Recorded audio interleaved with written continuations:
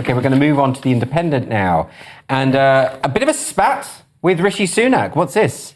Yeah, Rishi Sunak brands David Tennant the problem in trans rights row with Kemi Badenoch. Now, it's a bit of a tricky headline because really Rishi just put out a tweet saying freedom of speech is the most powerful feature of our democracy. If you're calling for women to shut up and wishing they didn't exist, you are the problem. So he was. Give us the background. Nick. I will. He was doing it reverse, like an interesting movie. He was pretty much calling him the problem. So David Tennant did this appalling speech, frankly, where he said that people like Kemi Badenoch, he wished they didn't exist. He said, until we wake up and Kemi Badenoch doesn't exist anymore, then he sort of corrected himself, said, I don't wish ill of her, I just wish her to shut up, which is an appalling thing to say. He was sort of trying to be funny, wasn't he, to be fair? Not really. Even amongst got a big cheer in the room. All these lobbies were like, yes! Get a laugh. Yes, kill kill Tories. Even amongst actors, he stands out as particularly annoying, which is a heck of an achievement. So it was awful. Yeah.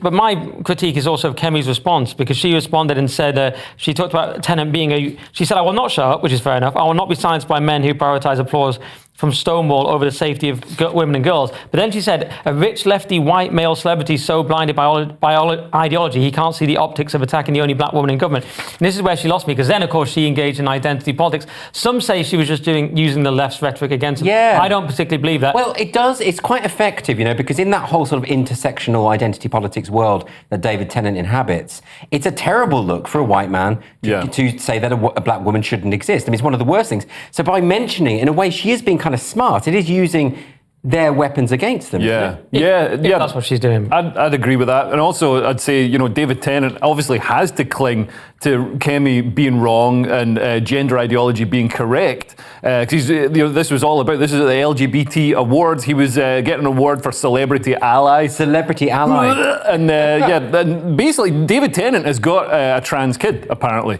So he needs gender ideology to be correct. As this religion disappears into the ocean on the back of the cast review, he desperately needs it. There's no way you can be 10 years in the future and be like, oh my God, we transitioned our kid. I know. Well, and this was a terrible mistake. It's got to be the right thing. And also, it's been, particularly him coming from Doctor Who, which has been so infected with this stuff. I mean, there's that scene where he gets corrected for misgendering an alien. Yes. He gets corrected by his assistant saying, how dare you assume this alien's pronouns? Yeah. And he asks the meep what pronouns the meep goes by, and the meep says, I go by the definite article, the, as in the meep. It's so much worse than I could even have imagined. Yeah. And I actually see that clip, I'm like, it's like a weird public service broadcast for idiocy. It feels like the Doctor Who team were in the writing room and this high priest of intersectionality came and said, put a line of my scripture into your script. It's so shoehorned in, it's so bad. Insane. And they just wanted to write about Daleks, and they're like, no, this one's about pronouns again. Pronouns with aliens.